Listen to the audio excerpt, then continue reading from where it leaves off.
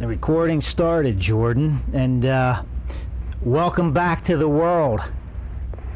Yeah, such as it is.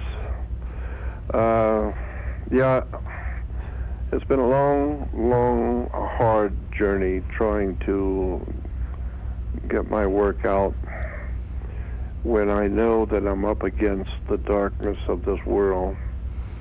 And I totally believe in the idea that there is a dark force. I mean, you know, one religion calls it Satan, and others call it the devil, and demons and daemons, and and poltergeists and spirits and ghosts. There's all kinds of terms and words that imply that there's some sort of an other world overshadowing this one, which there is no doubt in my mind about that at all. There's just, I think it's provable from every indication. That's what's going on in the world today. Humans have no control over any of it, none of it. And it is all depravity, murder, violence, drug abuse, alcoholism, marriages being broken up, homes being broken up, the whole human race relegated down to an IQ of 40, while organized crime at the highest pinnacles of organized crime in the world today actually run the earth. And the normal people living from day to day, they know that. They know it's just like in the days of the Roman Empire when Caesar was God. He represents Almighty God in the flesh. So whatever that murderous pimp decides to do, because he's lost his mind, we're told that the Caesars, many of them were legitimately mentally insane, like Caligula, who appointed his horse as his proconsul because he was dying of syphilis and venereal diseases. His brain was gone, but he was still Caesar, and therefore he could murder and rape and plunder and do anything he wanted. Well, that's the same thing we have today, and that's what people who want to do something to help their fellow man are up against. They're up against a dark world that has been taken over by the demonic, the depravity of the demonic world, spiritism. And so, in the Christians, they will tell you and show you in their Bible that their devil is called Satan, which is actually a Hebrew word, Satan, which means an opposer in a court of law. That's all Satan means in Hebrew. A Satan, S-A and then hyphen T-A-N. A Satan is, in Hebrew, someone who opposes you, your enemy, in a court of law. So, theoretically or symbolically, God is judging the world, and his opponent in this great legal case of who owns the world and who controls it, well, the opponent to the good that created the world is a Satan, an opposer. Well, what are we talking about? I don't know. What are we talking about? We could be talking about one group of aliens that created us, and another group, like a gang war, another gang moves into the territory and trying to take over the earth that someone else created. And so that new gang that's moved in on the first one that created us, to that original, to those original deities or entities, the new ones moving in would be a Satan, those who are opposing the original powers to be. So all of that, makes sense to me in some way. It wouldn't be a bit surprising to me that there is some kind of a dark, overshadowing spiritual presence in the world that is seems to be equal to whoever the good one might be, to the good guys, if we can even say that. I'm not even sure who created us, but that whole idea of somebody who created us and others that have come in to take over the, move in on the first gang, that's probably one of the oldest stories on the earth. It goes all the way back into the ancient Hindu and the Bhagavad Gita and the Vedas, the Upanishads, and the Bible and the Hebrew and the Phoenician Canaanite scriptures. All the ancient scriptures of the world talk about the gods, who have come here, who created us, and their enemies out there in space who came here as their enemies. And so it all boils down to the same story that we're familiar with, called Christianity, in which God has created us, and now there's a devil, or one who opposes the power, the original powers. And so there's a story in the Bible about Jesus that says that people came to him one day and with seeds in their hands, and they showed him the seeds and asked him, "What are these seeds? What kind of seeds are they?" And it says that Jesus said, "Well, why don't you go plant the thing, airhead? Go plant it, water it, and watch what grows. And if after a while, a pear tree grows up, well, I guess it was a pear seed. But if a peach tree grows up, well, I suppose it was a peach seed. And if an apple tree grows up, airhead, I guess it was an apple seed. So the best way to find out for sure what kind of a seed anything is, plant it and watch and see what comes up. And so by their fruits you shall know them." So the concept is very simple. If you're going to a school, a particular university, well, look at the IQ level of the kids coming out of that school. And if 98% of them cannot find their socks, and they have no idea where they're living, and they couldn't point out the United States on a map, then that's by their fruits you shall know them. So the fruitage of the world that we live in today is a good 90% of the world has an IQ of 40, and it's truly frightening to people who are intelligent, well-grounded, spiritually minded and well-grounded, well-read, because any intelligent person looking at the entire world has to know that we're in trouble. The whole entire human race is collapsing all around us. And we're told that the fastest growing things on the earth are religions. And every time you turn around, you read in the paper, well, the fastest growing religion today in the world is Jehovah's Witnesses. And then later on you'll read, oh, the fastest growing religion in the world is the Mormon Church.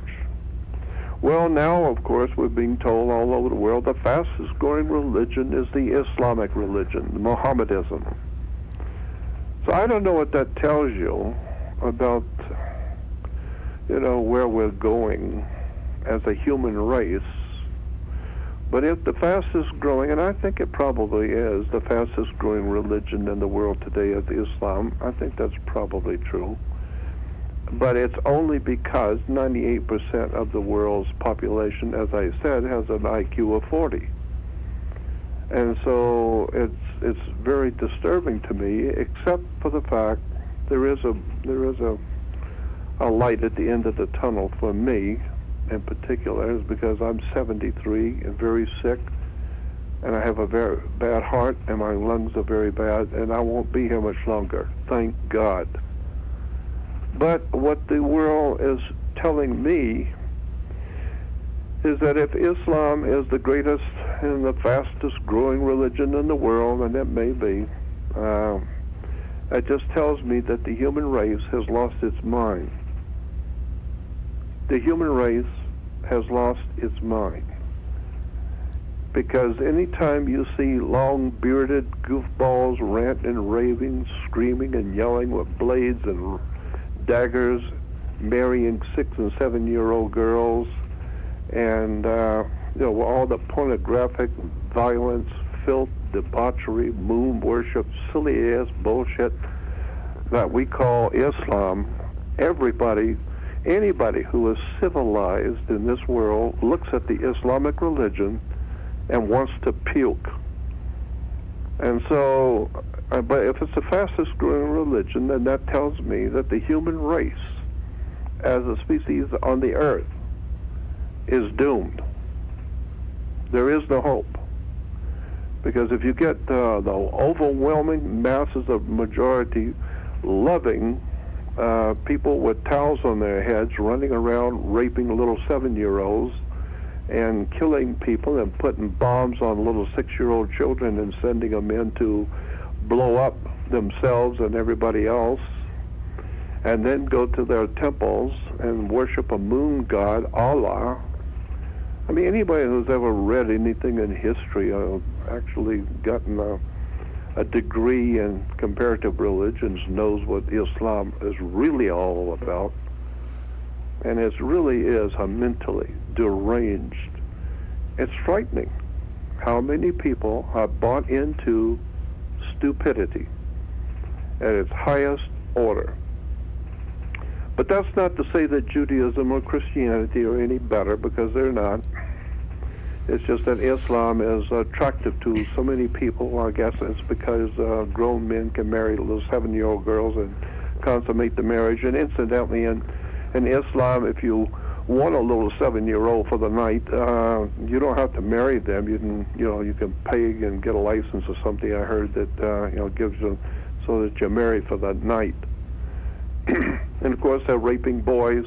We know that. It's been on CBS, big time videos. I mean, movies and documentaries about the raping of young children in the Islamic countries. So it's quite a hell of a story, and I don't know where it's all going to go. But my feeling is it's not going to be boding well for the world we live in, because the human race, as I said, has lost its mind.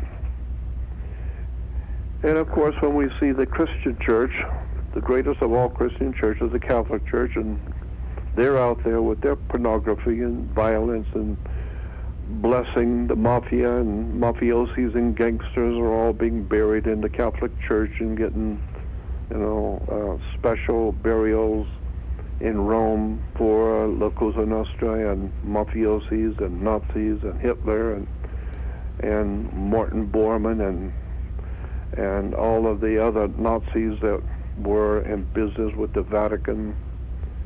The Vatican really is a very, very dirty criminal organization. Has nothing to do with God. Has nothing to do with spirituality. It talks, basically, it's just the Roman Empire, the reestablishment after the fall of Rome. Rome still dominated Europe. If you think about that, Rome has dominated Europe for about 2,300 years. 2,300 years Rome has dominated Europe. And for 2,300 years, Europe has dominated the world.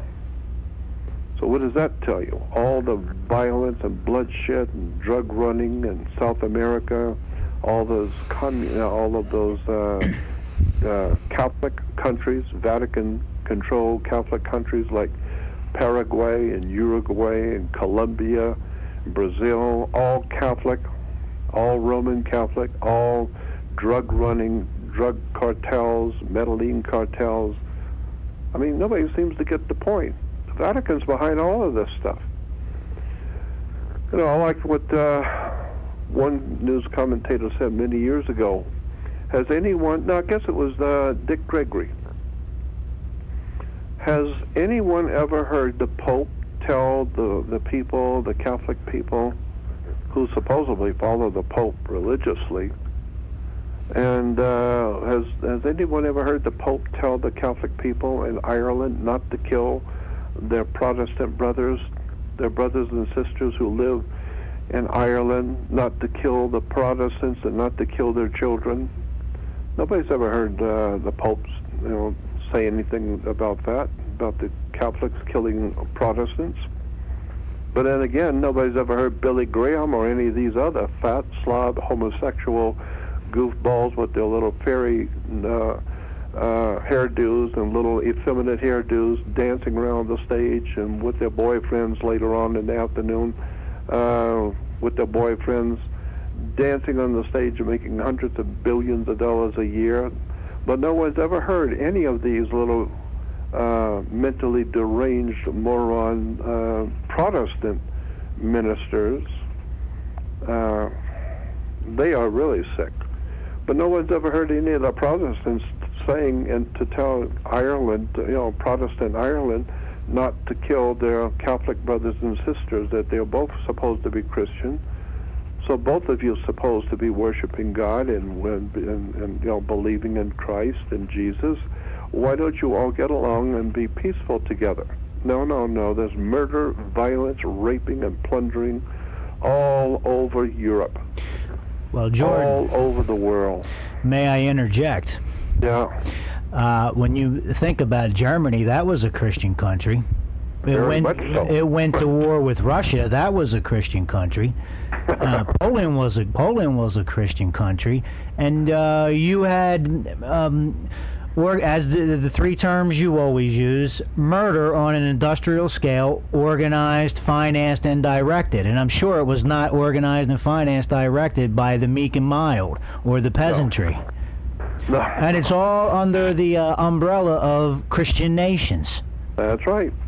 And killing, mass murder on an industrial, super mechanized, efficient scale.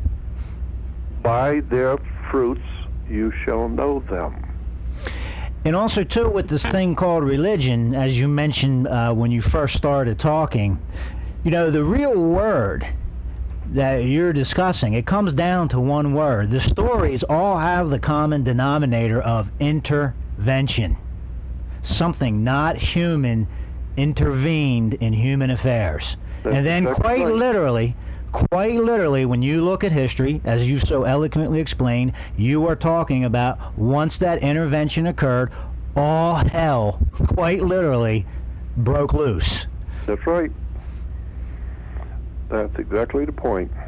And that's why evolution is irrelevant to any intelligent discussion. I believe that a certain amount of evolution occurs. I think it's provable, but the idea that man came from monkeys, no, man. I've always said that man has not or did not evolve from monkeys. Man is evolving into monkeys. We didn't come from the apes. We are evolving into being apes.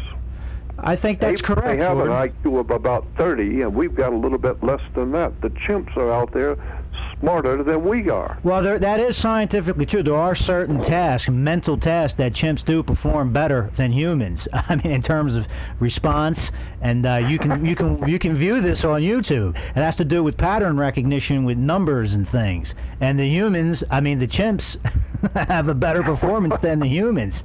So it's there on YouTube. Anybody can verify that. Yeah. So we're not evolving from chimps. We're evolving into them. And they're smarter than we are on so many ways. And then, of course, when you look at all the pollution and the white-collar crime and all the treason and high crimes and wars and conspiracies of governments and political organizations, it truly is a very sad situation that the whole world finds itself in today. And there's no possible way, I don't see any possible way for the human race as a species, as a one order of life on the earth. The human beings, I don't see that they have an opportunity or the knowledge on how to get out of the mess they're in. Einstein said it best, you can't solve the world's problems with the same people who created them. And so, that's what insanity is. doing the same thing over and over each day, expecting a different result. No, when you keep doing the same silly-ass stuff you have always done, and your grandmother did, and your great-grandfather did, the same exact human mistakes and errors that Hitler made, that Stalin made, that all the fascists and murderers and emperors and Caesars and all of the Alexander the Greats and all of these pimps and murderers and mentally disordered, venereal disease, brain eaten up. When you do the same thing today that they have always done, but you're expecting something different, well, that is the dictionary definition in my book is insanity. Just doing the same thing over and over, and the more we change, the more we stay the same. We're still just as ignorant and dim-witted and silly and stupid and doing the same things that thousands of years ago they did. I mean, if you read the Sumerian records and some of the things that the Sumerian peoples over 5,500 years ago wrote about their civilizations, about their culture, it's kind of funny. I mean, it really is. It's you don't think of people 5,000 years ago having a sense of humor, and and seeing corruption and talking about how corrupt the officials are and how distorted and mentally deranged the judges are. But that's what they wrote. They also, the ancient Sumerians talked a lot about the silly stuff of every day. Of things that happen to people every day that are silly, and I'm not even going to get into it because some of it's really, really raw, but it's true. And so, when I see all of this happening, as I've said before, the only light at the end of the tunnel for this world is a train coming. And what's interesting too, Jory, what you were saying earlier, I mean, the most absolute depravity has this complete veil of absolute legitimacy. Yeah. That's what's interesting about it. Yeah, it's true. It's all very, very legitimate. And if you try and show your fellow man the insanity and how it works and why it works the way they do and what it does, and try and explain to the human race what's going on, they will report you to the authorities because there's something wrong with you. And the reason why, obviously, you're speaking un-German thoughts. That's what the old German people tell me, the old Germans years ago when I was talking to them about their days under Adolf Hitler, and they said, well, if you were, they tell me, if you were living in Berlin when we were and talking the way you're talking to us now, you would be arrested, and the charge would be thinking un-German thoughts. Well, we are a Nazi. We are going to rape the world. We are the masters of the human race. And you're coming out and talking about our government is corrupt and evil, and therefore that means you are a traitor. You are un-German. And therefore, even if you're right and what you're saying is true, it doesn't matter. You're un-German. You're not thinking correctly the Nazi thoughts. And so they had something back then that they called politically correct terminology, politically correct language, which meant if you're in Nazi Germany, you better understand who the boss is. You better understand that Hitler is not your leader of your country. He's God. You don't think so? You just open your mouth in Nazi Germany against the Führer and see what the hell you get real quick.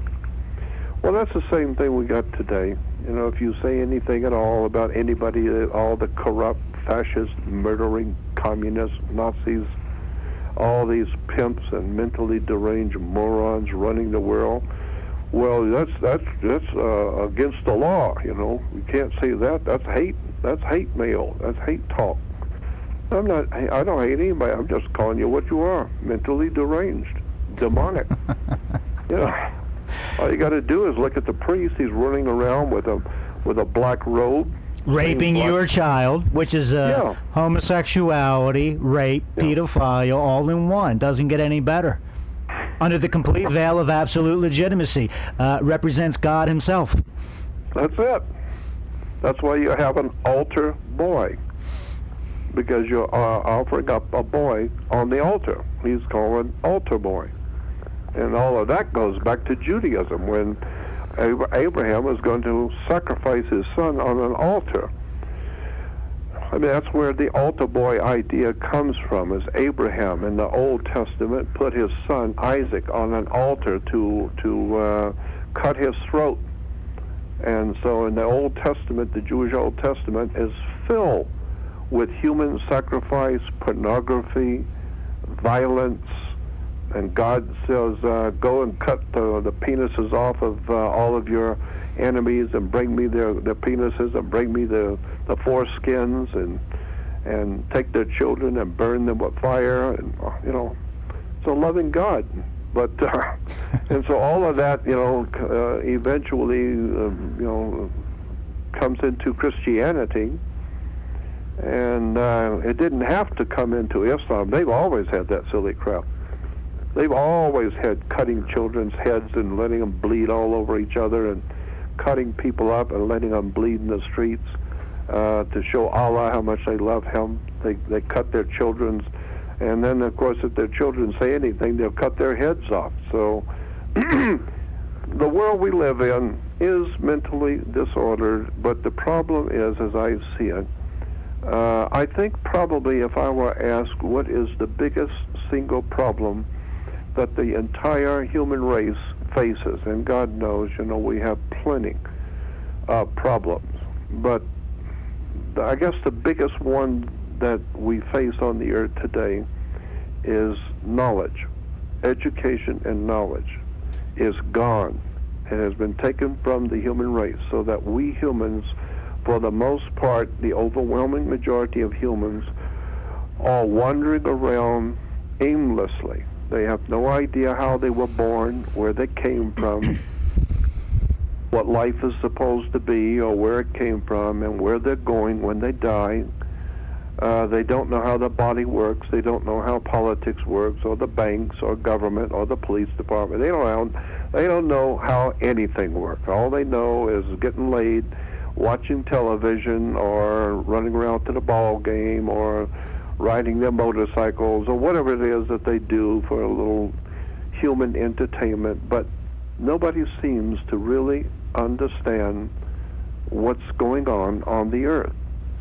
And you know, unless and until you start looking at where did the human race come from, how did they evolve and mutate into different kinds of humans over the thousands of years, and then where are we going as a human race today? Where is the hell is the human race going to be 500 years from today? Where will it be? Well, you can imagine. Drive down through downtown Los Angeles on a Friday night. Yeah, go into you know, the big cities late at night and see the gang wars and the fights and the drugs on the street and the prostitutes everywhere, and prostitution and bodies being found in alleys and people with their heads cut off in New York City, and you know, thousands and thousands of people sleeping under bridges. And where is the human race going to be in 500 years? Now, 1,000 years. Well, who was it who wrote 1984? George Orwell. George Orwell, yes. And so they asked George Orwell. There was an interview, and he wrote 1984, talking about the horrible world that was coming. And they asked George Orwell, give us a summation of your book. What do you see the future of the human race? What do you see for the whole future human race? And he said, try and picture in your mind a soldier with an iron boot on the face of a child, on the face of humanity. That's what's coming for the world. an iron boot on a human face, smashing a face into the ground with a boot. Well, that's what we've got today. I mean, if you don't love Allah, they'll cut your head off, because they're very peace-loving and loving people who love the Lord. They love Allah. And if you don't love Allah, they'll rape and plunder and cut your head off and cut your tongue out, because they love the Lord. And Christians, they love the Lord Jesus. And if you don't love Jesus, they'll kill you. And so they'll blow you up.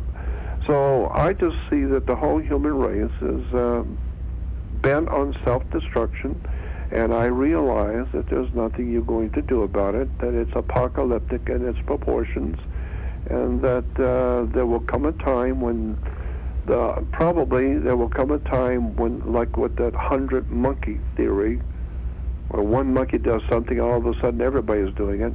Well, I think there's a few people waking up to find out that the human race is doomed. And now it might be, it begins to look like the whole human race is beginning to awaken out of their slumber just well enough to understand they're finished. There's only 1.5 inches of topsoil left on the earth to grow. All over the earth, the ground that you grow food in is polluted with toxic chemicals and nuclear fallout, and Fukushima and all the other horrible things which are happening that mankind has no control over. Along with as the United Nations said, that they thought that they are estimating that by, I think it's within the next 10 to 12 years, that there will be no life in the oceans of the world, period. Nothing.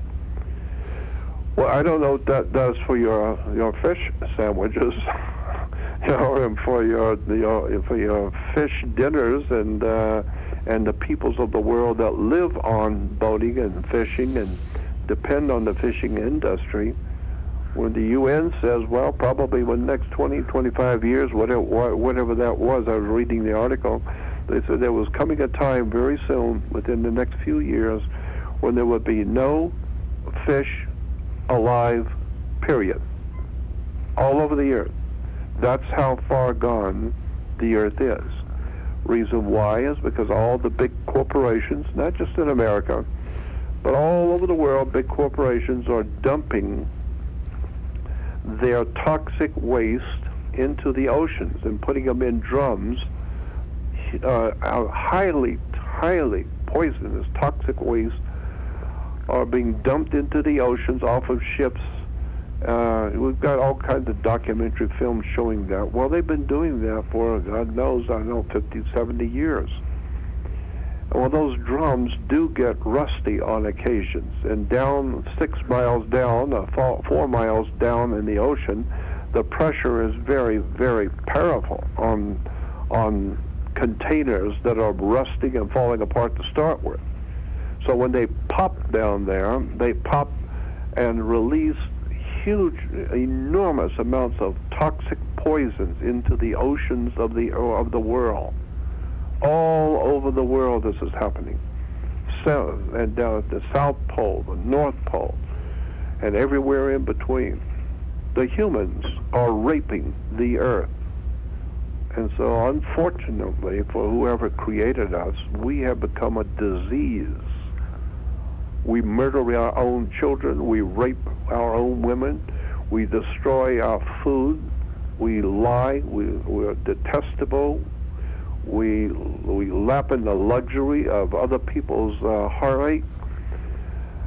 The human race is a mess, but it's not getting any better. It's getting worse. And so, when I look at all of this and I see the children on the streets of America and on the streets of the world, the little ones who have no idea in the world what's going on and where their world is going. I know where it's going. I've been studying it for over 53 years. I know where it's going. I know where it's going to happen, and I know who's doing it, and I know how they're doing it and why. But as long as you've got hundreds of millions of people in America one of the most progressive countries in the world, supposedly one of the most enlightened peoples of the world, and you've got hundreds of millions of people who have an IQ less than 40, dancing in the streets, excited and dancing and tears running from their eyes in joy that we have now finally elected a Soviet communist Nazi fascist murdering bloodletting asshole murderers of the world. We now have finally elected somebody like us in our great democracy. We are a bunch of criminals and drug-running thieves and liars and adulterers, and that's what we are in America. And we finally got somebody like us in the White House. So I just look at the world and look at what's going on all around the planet, and nobody else is any better than we are. We're just getting there first. Like Gore Vidal said, mankind gets the government they deserve. Well, Jordan, if I may interject, let's read something from a court case here. This is Adderley versus State of Florida, 385 U.S. 3949, 1967. And you referred to that word democracy in our great leaders. The chief enemies of Republican freedom are mental sloth, conformity, bigotry, superstition, credulity, monopoly in the market of ideas, and utter benighted ignorance, of which many people are absolutely proud that they're ignorant. Don't bother me with that bullshit in books. That's right. I'm telling you, that is an incredible quote. Read that over again. That's a massive quote. Where does that come from? Mr. Justice Douglas. Adderley versus State of Florida, 385 U.S. 3949, 1967. The chief enemies of Republican freedom. And they don't say democratic freedom, they say Republican freedom. And we're not talking about the Republican Party. No. We're talking about a republic. Mm-hmm. The chief enemies of Republican freedom are mental sloth, conformity, bigotry, superstition, credulity, monopoly in the market of ideas, and utter benighted ignorance. I think that's a summation of everything you've said over the past half hour or so. Monopoly in the market of ideas. That to me sounds like Vatican. You do not think like we do. You have un-German thoughts. You're dead. That's it. That's exactly right. Do you love Allah? No. Then off with his head. Murder his wife and children. Cut their heads off and teach them that there's only one way to live, and that's to worship our God, the Lord Jesus, or Allah, or Yahweh, or Yahweh, or somebody else, or whoever it is, or Brahma. So, yeah, that's it. Monopoly, no freedom of thought. A monopoly in the market of ideas. You either think like we do, or you're dead. And it's very interesting when you're talking about these things, particularly when you're talking about Nazi Germany. Un-German thoughts. I always break the etymology down of this word government. Maybe some in the audience will think I'm crazy for thinking this way, but I do think it's interesting. You take this word government. Government. And in the ancient languages, vowels were of no consequence. Anybody doing any genealogy, looking at how their surnames changed over the years, the various spellings and such, will understand this. Vowels are of no consequence. Then you get into consonants. You have this word government. We'll take M-E-N-T. I personally am of the opinion T's and D's are interchangeable, because you have theology, which relates to deity. The T, theology, D, deity. The word to is related to the word dual. To, T-W-O, starts with a T. Dual starts with a D. T's and D's, interchangeable. Okay, so take government. Change the I, the E, and ment to an I. It becomes government. So if you're going to have a government, You've got to govern the mint.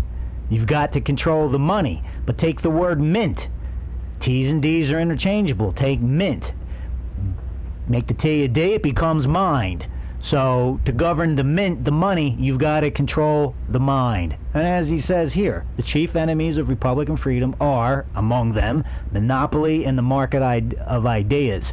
So all these things come down to, what are they thinking? The hearts and minds, that's where the real control's at. Well, that reminds me of when you go to a bank and open up a bank account, they will tell you that this bank account is protected by the FDIC, and it says that your bank account is protected by the full faith and credit of the United States government. That's what it says. The full faith and credit of the United States government. And I said, wait a minute, that's how I live, is on faith and credit. I don't have anything. I just have faith I'll still be alive tomorrow. God will allow me to live one more day, so I have faith. And now, why do I have faith? Because I have credit. And so faith and credit implies just what you said, that the people will believe. You know, how did you say that? So that it's the market of ideas. People have to believe that something is right. They have to believe it's okay.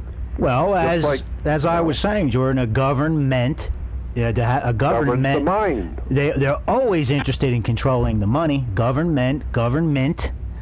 And maybe I'm being a little too loose here with my etymology, but I think it's just interesting anyway. Nonetheless, government, they have to govern the mint, and to govern the mint, you have to control the mind.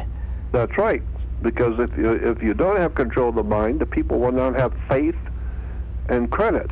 You know, you're giving them credit. You're not giving them money. You know, I've said that for years. You know, when you get paid in America, they're not giving you anything. They're giving you something that you have faith in. You have faith that it means something. I mean, how many people have I thought about? I mean, I don't know how it works in other countries, but in America, if you get something you have to pay, you call it a bill. So you have to pay this bill or pay that bill. And so you know, suppose, let me give you an example of what I'm saying. If you were a painting contractor, and I hired you to come and paint my office, when you're through with the job, you bring me a bill. This is what happens if you buy anything in a store. They give you a bill. And so you give me a bill for the work you've done, then and say the bill is for $100. So you giving me a bill for $100, or if you're in Sears or some store and you bought something for $50, they'll give you a bill for $50. They expect you to pay. And so when you give me a bill for $100 for painting my office, you've given me a bill for $100. I reach in my pocket and I pull out a $100 bill and I give it to you. So I just paid a bill with a bill. Right. It's called a $100 bill. Well, of course, if you had given me a bill for $20, I'd give you a $20 bill. So how in the hell do you pay a bill with a bill? Well, that makes sense, Jordan, because you know, that scenario, someone owes someone money, and the way the debt is discharged is a debt-bearing currency. A bill is giving to the other person. So you owe me 20, but I'm giving you, you give me a bill for 20, our debts cancel out. That's right. The debt's been discharged. That's exactly right. It has not been paid. It has been discharged. It has been tendered. That's exactly right. It's been tendered, meaning you owe me $20? Yeah, well, I owe you $20. So why don't we just call it even and keep a record of it? So that's why you have to have a bank account. Account meaning that you have to account for all of this nonsense you're doing. You know, he didn't pay you, and you didn't pay him. And so we have to keep account, who paid who and who didn't pay who, and so that's why you have a bank account. And so then you have to make an accounting at the end of the year.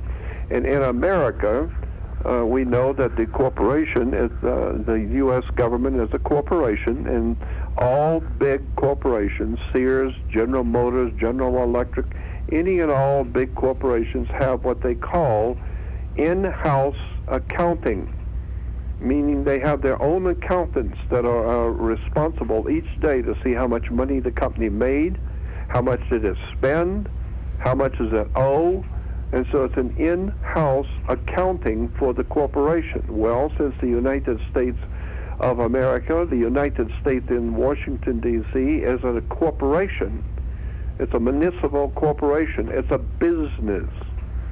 And therefore, the in-house accounting for that corporation, we didn't talk about who owns the corporation, but the in-house accounting is called the internal revenue system. Not external for the whole country. No. Internal revenue. Meaning it's the accounting for the employees of the corporation who are being paid money, they're making money, they're spending money, and it's all being done inside the corporation, so they have an internal revenue service. People don't understand how the world works. They have no idea in the world how religion works. They have no concept in their mind about how theology, government, banks, insurance companies, police department, God, nothing. No one knows how anything works. And that's why in the Bible there's one of my favorite scriptures in the Bible, and I totally am involved in the ancient wisdom of the world, which is encoded in the Bible, encoded in the sacred scriptures of all the cultures of the world. I have the highest of respect for spirituality, for the divine presence in the universe that men have called God. I don't know what God is. I just know it's not on TBN. That's for damn sure.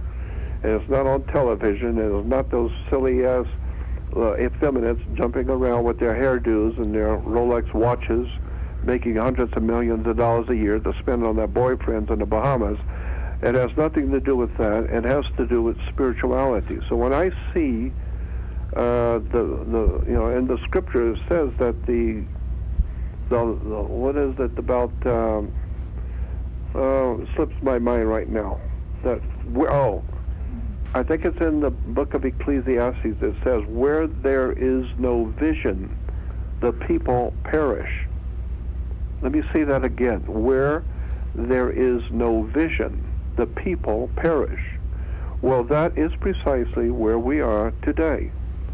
Around the world, in all countries that I've traveled in, I've been all over the world, and basically speaking, the people of the countries I've been in seem to have no vision, meaning they have no perception of where we have come from on the earth, what we are as humans, where we are now, and where we're progressing and going to.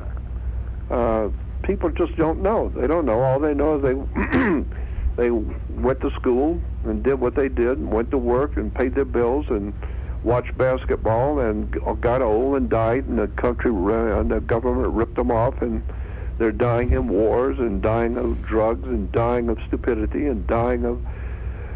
And so people have no idea. So where there is no vision, the people perish. Well, the reason why in America, especially, the people of America have no power to do anything at all, period. The people of America have no power to do anything. They're powerless. And why? Because knowledge is power. And if you have no knowledge, you have no vision, you have no education, you don't even have a job. And therefore, you are of no value to anyone. You can't think very clearly, you don't know how to read, you can't spell.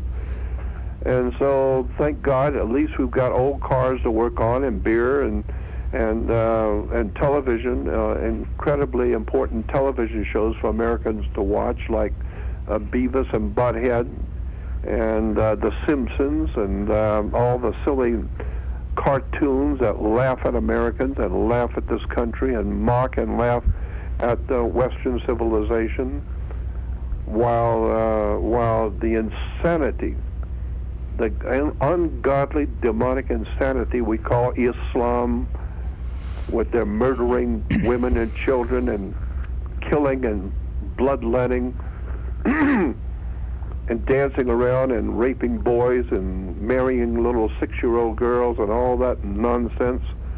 And then, of course, Christianity and Judaism, and don't even get me started on Judaism. That's a real story there. So I look at the whole world, and at 73 years old, I know where it's going. Well, Jordan, you mentioned, where the thing about vision and knowledge. Once again, it gets back to what I say: government, govern mind. And there's a maximum of law that says to inquire. I'm paraphrasing, but the basic gist of it is to inquire into the true nature of things. Inquire into the names. So you take this word revenue, it means revenue, and you spoke of internal revenue. That implies there's a external revenue. There's a difference in venue, a difference in jurisdiction. But nobody understands these things. That's as you right. said, they're just that's. I mean, as you said, you talk about the Simpsons. What are they talking about when they're all of a sudden now zombies are the hot new Hollywood fad? That's how most people are walking around. Another thing too, very specific, because the devil is in the details, quite literally. When you have the Social Security number, someone else has your power of attorney. That's why when you go to court, if you do not enter a plea, they have jurisdiction to enter that plea for you, because they have your power of attorney. No one disclosed that fact to you when you signed up for your Social Security number, or you were enumerated at birth. But once again, that's one of those things you can live a whole lifetime and never know, from cradle to grave, and never have any idea what you were subjected to, because you don't know. And quite possibly, if you try to know, then you may be thinking very un-German thoughts. That's right. And then you go from being an asset to a liability, and we all know liabilities are often liquidated. You got it.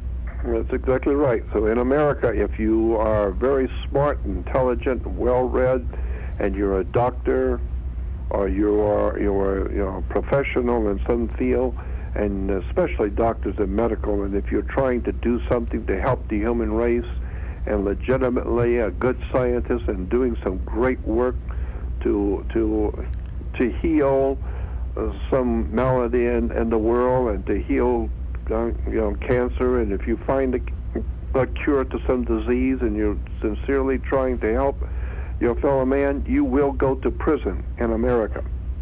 You will go to prison in America. Well, you will lose your license to practice, then you will go to prison. That's exactly right. The prisons are filled with good people who have tried to do something to help their fellow man, and understanding government, to understand medical, and they'll get a knock on the door at 3 o'clock in the morning, come with me, you're under arrest, and what's the charge? You're trying to help the human race, you're trying to do something to cure some disease, and we don't goddamn want that. We don't want anybody curing cancer. We have a multi-billion-dollar industry that's in the hundreds of billions now around the world called cancer research. And the doctors tell me that the word cancer has been copyrighted and trademarked by the Cancer Society in America. You can't even use that word cancer in an ad or advertisement or commerce at all unless unless they give you permission, because the word cancer and cancer research is now copyrighted and trademarked. It's a business. It's like McDonald's. You can't use McDonald's hamburger when in your stand because it's trademarked. It's copyrighted. Somebody owns it. Well, somebody owns the very word cancer and cancer research.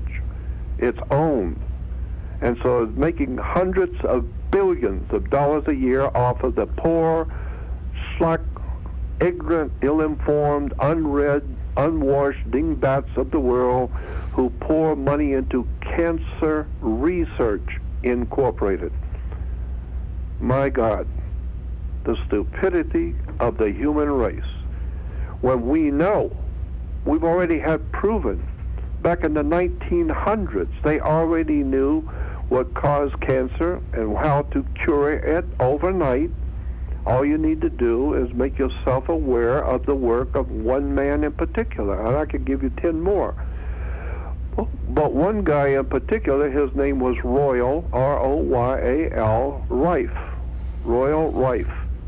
Look up Royal Rife in encyclopedias or dictionaries or on the web, Royal Rife, and you will see that he developed an electronic microscope that was so incredibly unique that it could see 25,000 or more in magnification, and he discovered with his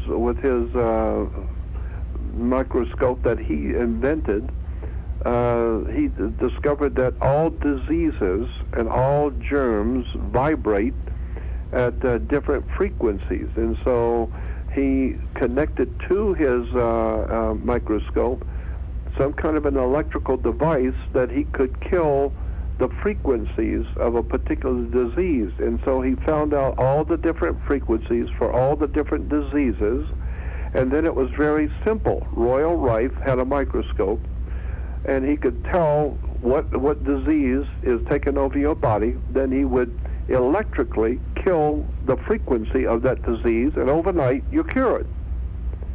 Well, they actually, the doctors in America honored him in New York with a big dinner and thanking him for helping to save the human race with something so simple as killing a disease electrically. And about 2 days later, that was pulled off the papers. It was pulled off, and he was persecuted for the rest of his life. And people called him every name in the book. All the major the American Medical Association, which was founded by Nazis, Hitler's people, the doctors in Nazi Germany, founded in America something called the American Medical Association. AMA as a Nazi, fascist, Jew-killing murderers who came here to America and founded what we call the American medical industry. Nazis, SS, Gestapo, Martin Bormann, Vatican Operation Paperclip. Get it? Understand what I'm saying? And so people like Royal Rife end up, in poverty, mocked and marginalized and left for dead. Why? Because he did something that was spectacular. He ended all diseases. Well, my God, you're not going to have...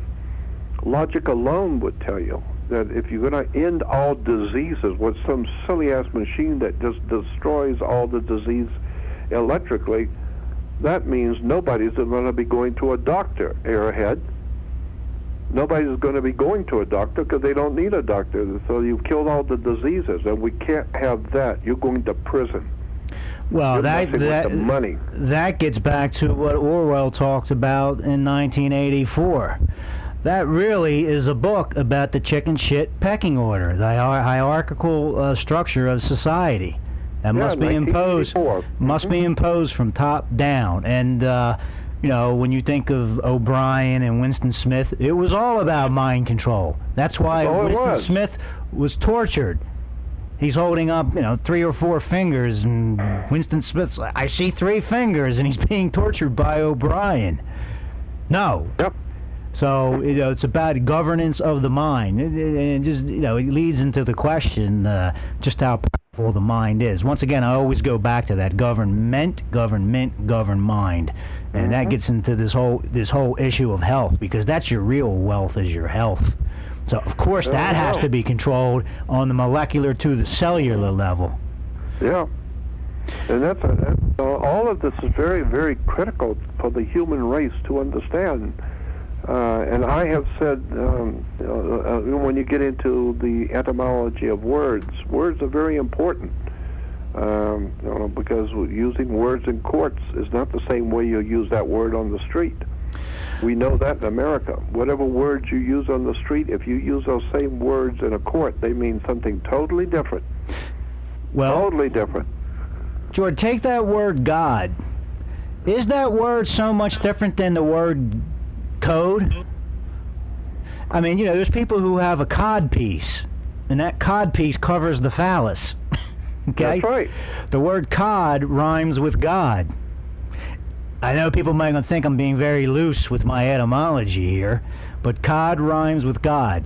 And cod covered the phallus. And we all know God has a connection to the phallus once you understand the symbolism. But that word cod, put an E on the end of it. It becomes code. So, you could say, in some sense, the elite, which gets into Saturn, gets into the word L. The elite understands the code. That's what gives them the godlike power. I mean, in my mind, unless I'm playing fast and loose with the etymology, code and God are very close. And I think you know this better than anyone, Jordan. The Bible is an encoded work. There's the exoteric meaning for the people sitting in the pews, who for most of human history did not smell so nice. And then there's the meaning for the priesthood. And holding a copy of that Bible was illegal for the common man till the printing press came out. So, all very interesting, So when you get into the words like commerce and Congress, as I said, which means sex, and courts, why do you go to a court? Well, you play basketball on a court. You play tennis on a court. You're courting a girl.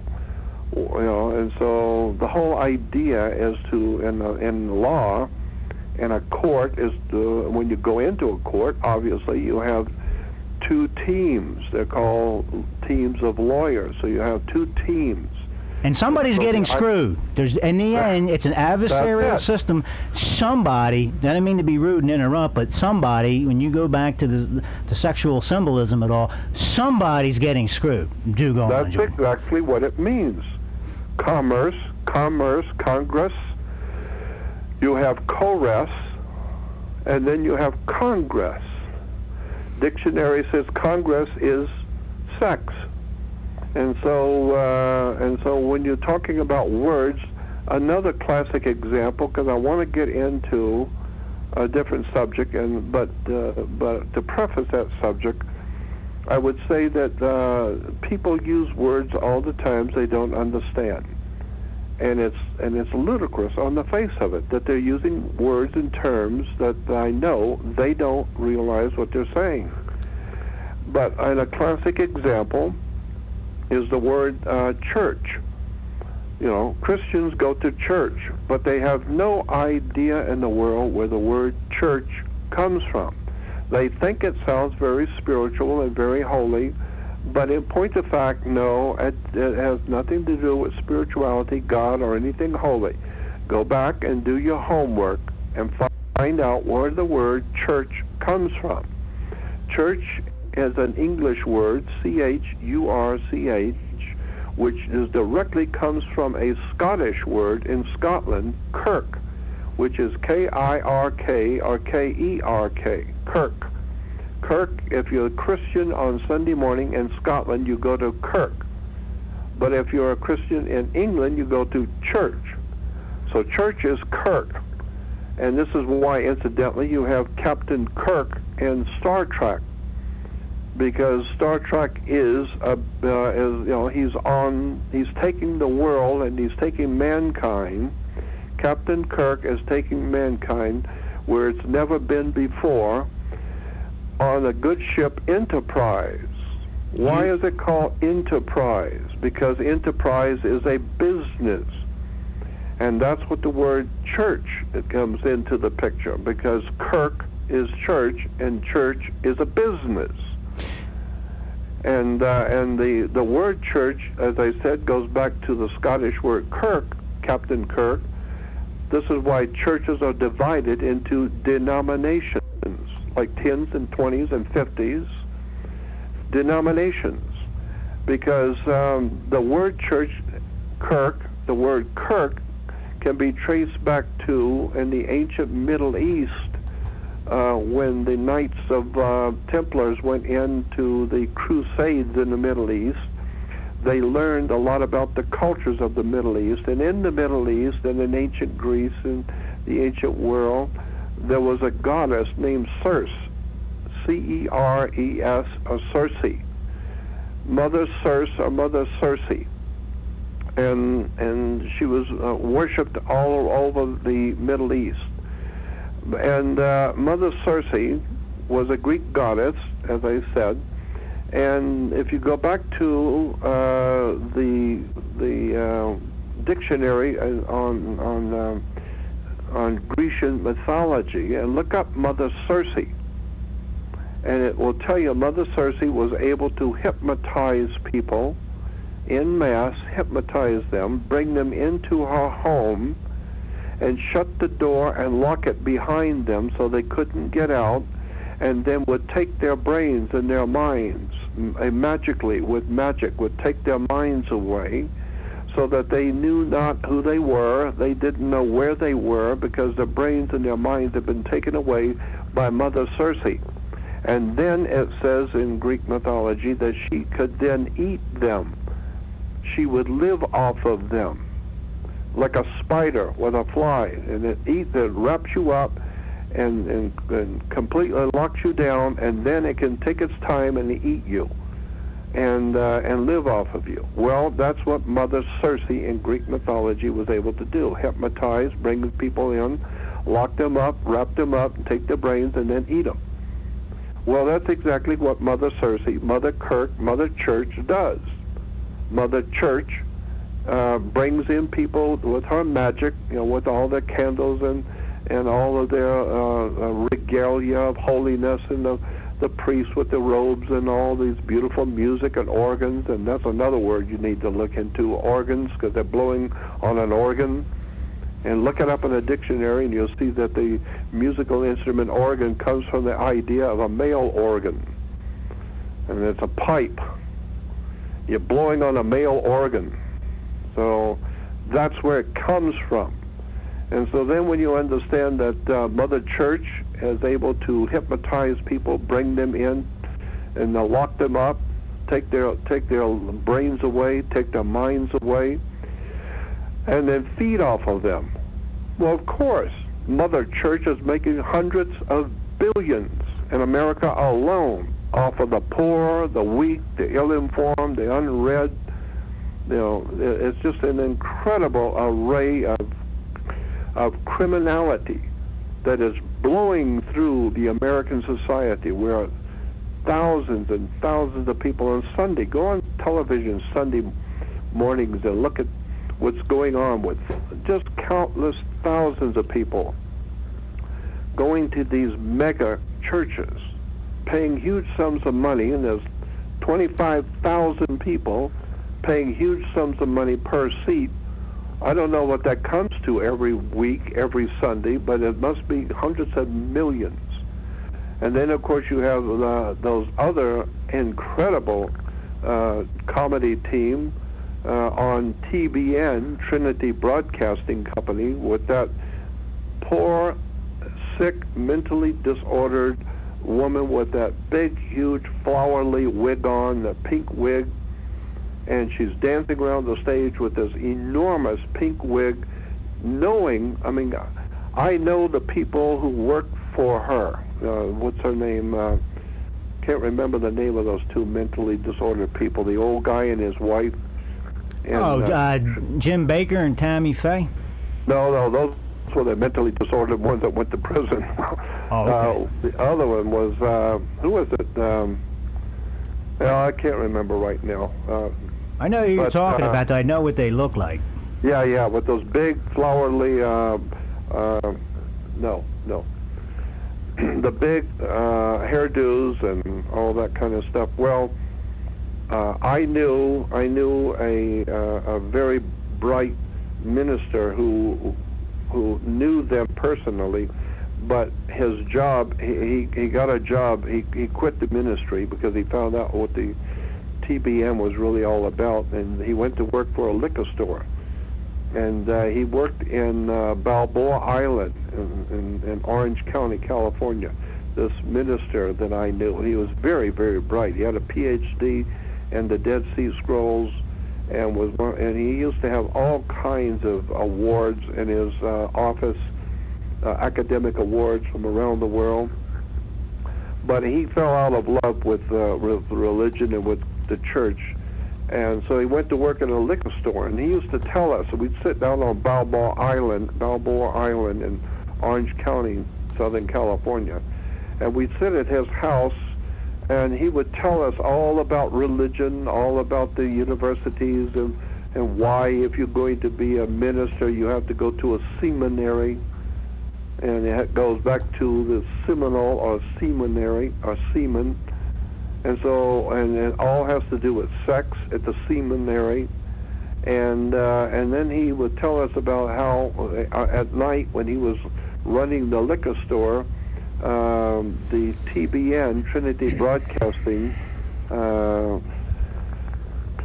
some reason I can't remember their name, but I will in a few minutes. But anyway, that those two goofballs that are running TBN would come in.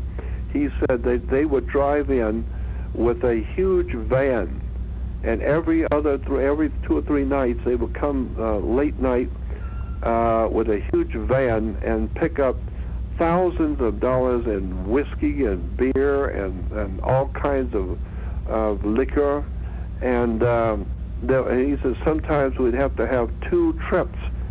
There was so much booze going out the back door of this liquor store that TBN was buying, and he said, and sometimes he told me this. He said I would sometimes have to deliver because they'd run out of booze at their gay parties and all these. And he said there was incredible gay parties at TBN, and he would have to deliver some of the booze that they ran out of. And he said that was an incredible sight.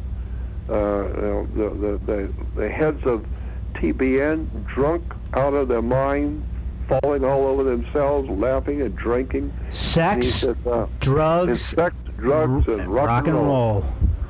And he said, and so he says, so when I see TBN on, I cannot imagine how people do not see through these people, who they are. They're criminals.